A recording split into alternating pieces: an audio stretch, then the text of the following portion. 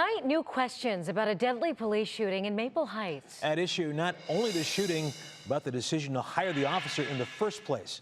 3 News investigator Lena Lai has the story. Stop, dude. Back it up, back it up, back it up. The final minutes of Datewan Catching's life captured on police body cam.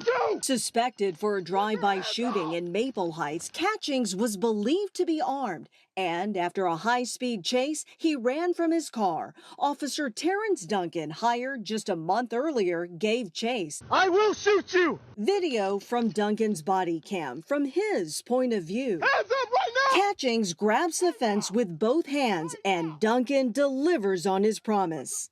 A single shot into the 22-year-old's back as he goes over the fence. I shot him.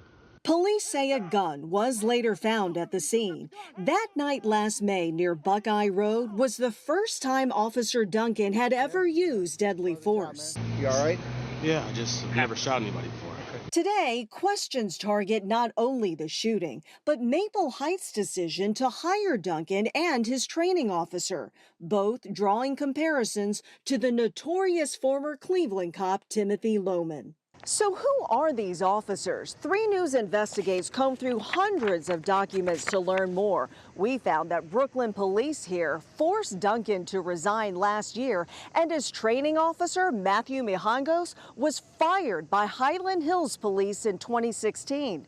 2 years later, he was hired by Maple Heights. This is the exact same example. To the Catchings family attorney, the hirings are reminiscent of Lohman, who shot and killed 12-year-old Tamir Rice. We had Lohman, who should not have been an officer with Cleveland.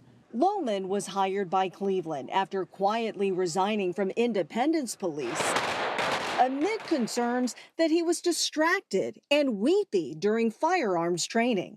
They should have learned from that to see we cannot hire officers who are incapable of performing the minimal task. The mayor is responsible for that. The chief of police is responsible for that. They knew this before they hired both of those officers. 3 News investigates obtained background reports compiled by Maple Heights Police, which show Duncan and Mijangos each struggled with even basic police work.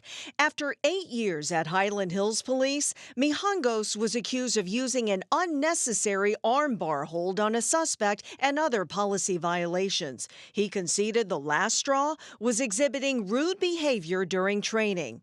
As for Duncan, he failed to get past his probation period in Brooklyn. His supervisors were highly critical of his work. But none of that seemed to matter to Maple Heights, where Duncan joined the force just weeks before the shooting.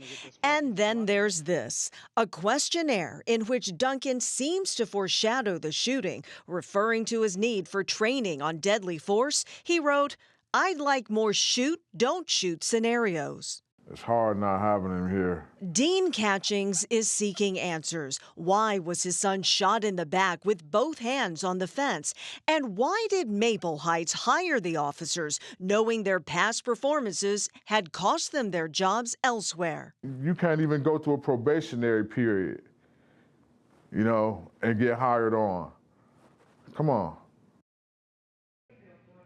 We reached out to Maple Heights for comment on the hirings of these 2 officers, but got no response. Meanwhile, officers Duncan and Mijangos remain in the department while Cleveland police investigate that shooting. Russ. Okay, Lena Lai in the newsroom. Thank you.